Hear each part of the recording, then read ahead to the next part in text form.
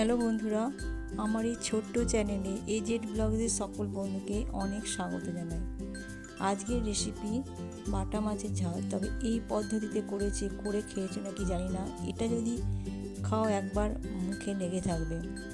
তবে দেখা যাক কীভাবে তৈরি করি এই বাটা মাছের ঝাল। প্রথমে আমি মাছগুলোকে নুন হলুদ দিয়ে মাখিয়ে নিয়ে রেখে দিয়েছিলাম। এরপরে আমি বাটা মাছগুলোকে বেশ লাল লাল করে তেলে ভেজে নেব।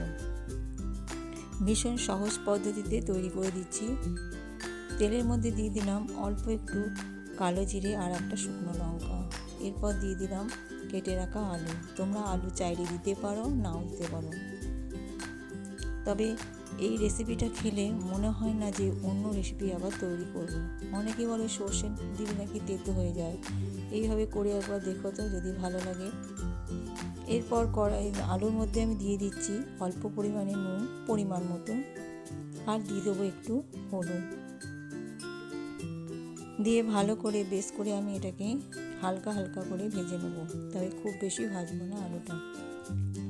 ভীষণ সুস্বাদু খেতে হয়েছিল এই মাছের ঝালটা। তোমরা একবার বাড়িতে বানিয়ে দেখবে কত সুন্দর হয়। দিয়ে দিলাম দুটো কাঁচা লঙ্কা। বাড়িতে বানিয়ে দেখে আমাকে কমেন্ট করে বলবে কেমন হয়েছিল এই মাছের ঝালটা। আর রেসিপিটা যদি ভালো লাগে একটা লাইক করে দেবে।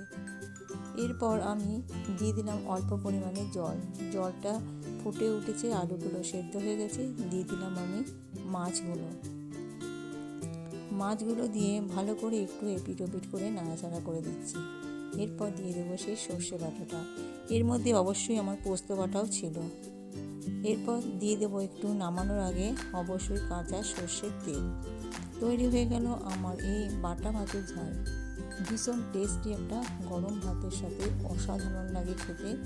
তোমরা বাড়িতে একবার বানিয়ে দেখে নিও। পোস্ত বাটার জলটা একটু দিয়ে দিলাম, যেহেতু জলটা কমে গেছিলো। পোস্ত দিয়ে বাটা জলটা দিয়ে দিলাম, তবে পোস্তর পরিমাণ আমার একটু বেশিই ছিল। যাই হোক, ভিডিওটা ভালো লাগলে একটা লাইক, শেয়ার, কমেন্ট করে দেবে। আর যারা আমার এখনও নতুন বন্ধু হয়নি, তারা চ্যানেলটিকে সাবস্ক্রাইব করে দিয়ে আমার পাশে থেকো। আর পুরনো বন্ধুদের জন্য রইল অনেক অনেক স্বাগত।